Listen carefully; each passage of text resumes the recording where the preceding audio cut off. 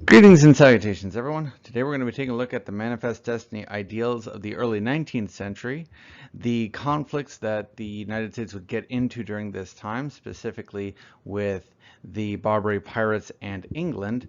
So, let's get started.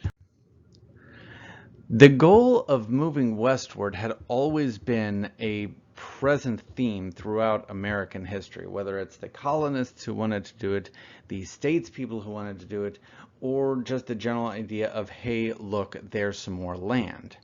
In 1795, a treaty is reached between the United States and France that gains us access to the Mississippi River. And this was really significant because it could be used from anyone in the Northwest Passage, the Ohio Territory region, and head south to New Orleans. New Orleans was probably the biggest hub city that existed in the United States during this time.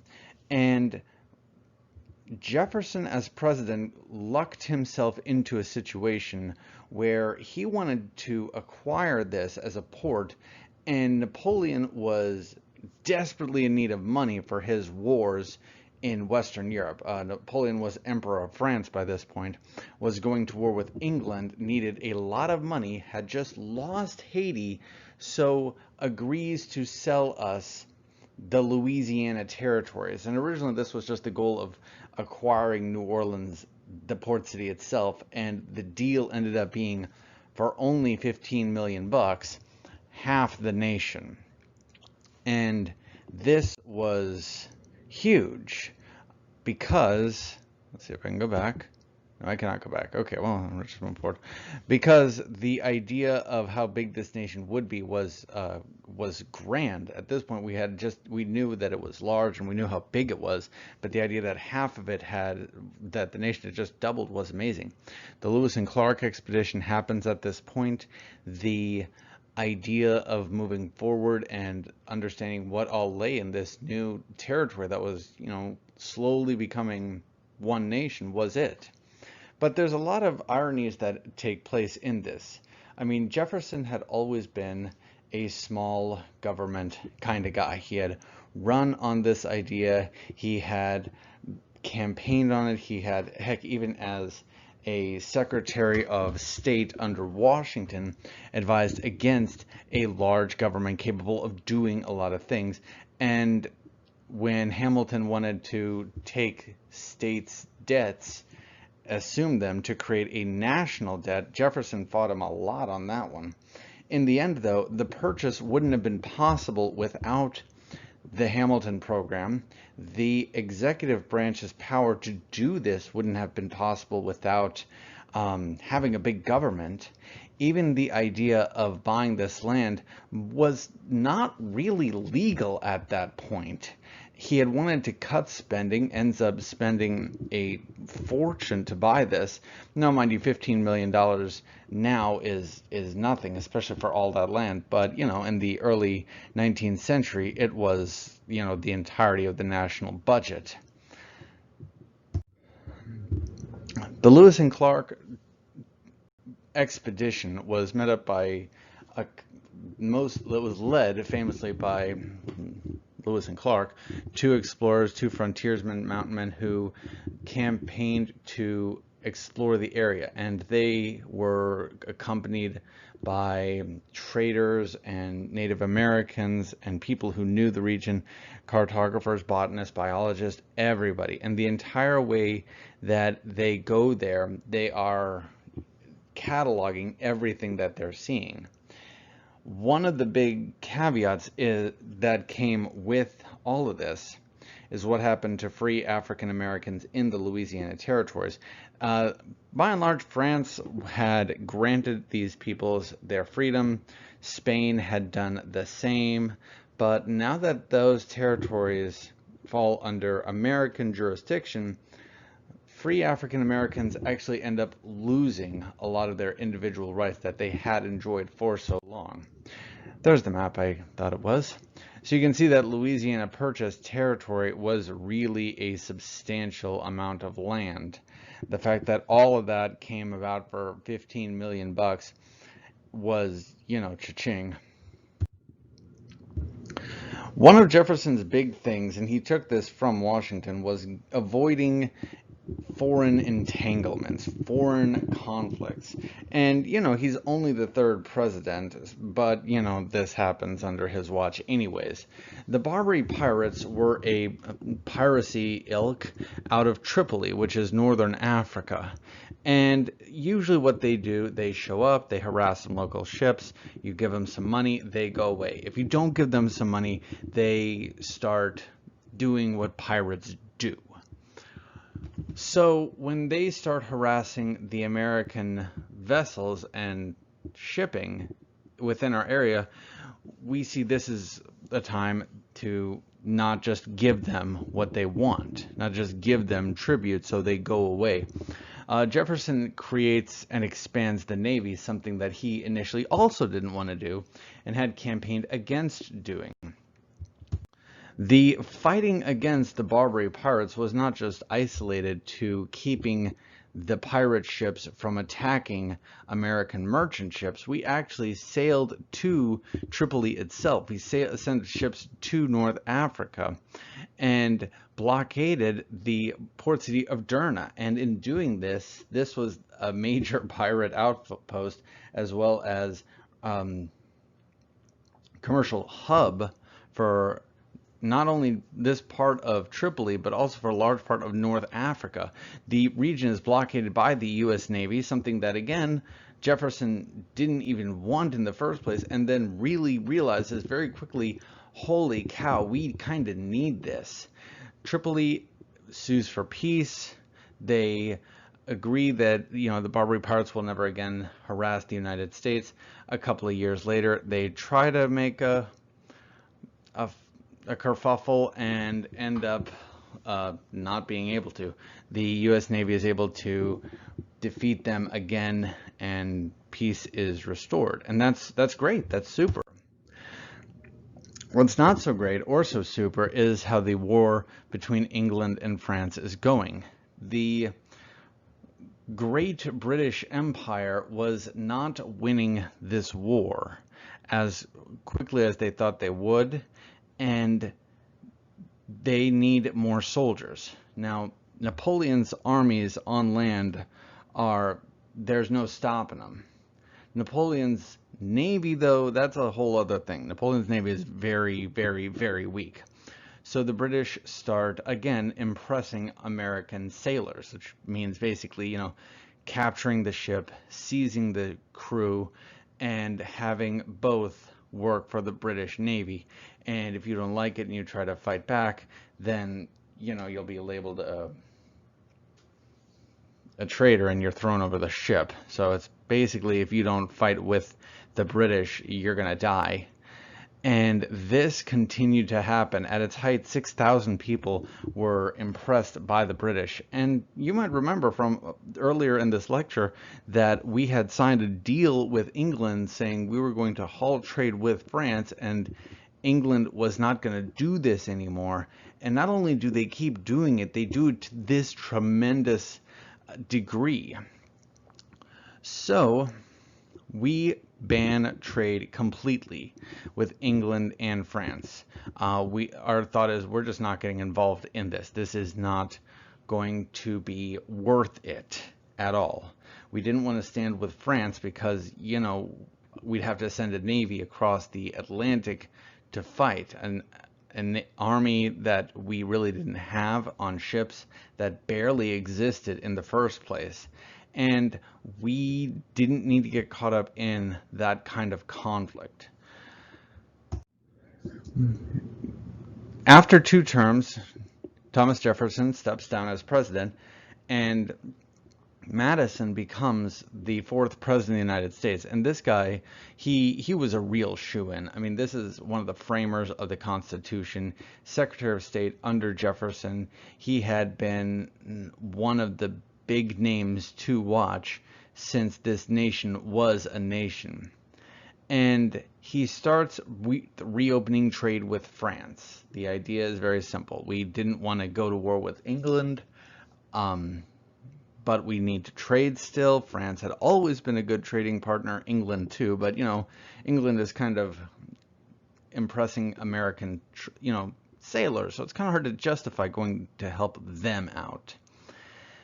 This group starts appearing in the United States, more prominent in the southern and western states, called the War Hawks. And they said it was time for war. We need to go to war with England. Let's annex Canada completely, because that's a British territory and they're right next to us. And England says to this that they're just going to keep on seizing American ships, no matter what the thought was on this. And the embargo against England takes place. While all of this is happening, a Native American group of Shawnees, a couple of brothers, TECUMESH and Tenskwatawa, decided that it was time to act. They were prophets, and they believed that it was time to separate completely from white folk, and this was a war that was going to happen. Tecumseh wanted to build this pan-Native American alliance against all white people, and we had seen things like this before in U.S. history, and usually it ends very, very badly, and this is another one of those that does the same. In 1811, we see that Tecumseh's home base is wiped out in the Battle of Tippecanoe. It is commanded by General William Henry Harrison. That name, if it doesn't sound familiar, it will sound familiar soon, because he will be one of our future presidents. Tecumseh himself is killed a year later after siding with the English to defeat the Americans during the War of 1812. The fighting between the Native Americans and the United States actually aided the British. It interfered with the trade that was going on at that time, and it led to Madison asking for a declaration of war. The Senate was really regionally divided by this. The entire Federalist Party and the northern states were against the war. They were against the war because they knew it was going to impact trade, business, and the economy to a tremendous degree. And even though England had been doing some screwy stuff, this group still felt that the ends were okay, that in this case, going to war was not going to fix the overall problem. This was the first war with a declaration of war that had been signed. It was the first war that our nation had ever actually been in. Some people refer to it as the Second Revolutionary War, because once again, we're at war with England and they're doing some stuff that's not super popular. We are really not prepared for war. The purchase of the Louisiana Territory had drained the American coffers. Our financial institutions are not really paying a lot for this. So, and BT Dubs, the Bank of the United States charter had expired. So during this time, during this little interim period, there's not even a national bank that can, loan the money to the federal government. A lot of the North is against the war, and just like we had seen in the Revolutionary War, this loyalist concept did show up, and it kind of proved itself hard to stamp down. In one of the opening moves, the British forces land near the White House, and they land near Washington, D.C., find almost no resistance, start fighting towards Washington, D.C. There is some defense of this city. However, the site itself, the presidential mansion, head of the executive branch, is burned down. The outer facade was all that was left after the fire. It gutted the entire interior of the building. We see some small naval battles and victories against England, but we do not see a huge, devastating, okay, from this point on, victory. Nothing like Saratoga happens. And this is really because the numbers that are at play. I mean, at this point, the United States Navy consists of 7 frigates, and that's a picture of the USS Constitution, one of the frigates at the time. England at this point had over 5 times that many frigates, as well as 7 ships of the line. The ships of the line are ships that are anywhere from 2 to 3 times the size of that vessel. So the idea that they had as many ship of the lines as we have frigates really goes to show how unprepared we were. The privateers are way more successful, and one of the big successes is the Battle of Lake Erie, where a fleet of, heck, almost rafts are used to counter a British fleet, and very surprisingly, the victory goes to the United States. England wasn't really able to throw as much as they could at the United States because they're still primarily at war with France. They're primarily at war with Napoleon. So the first, 2 years of this, we are barely holding our own, and that's with England barely trying. We see that England, after defeating Napoleon, start having some pretty substantial victories here in Detroit, in Niagara, and ultimately we see that one of the most harrowing moments of American history happens here. The Fort Henry assault. The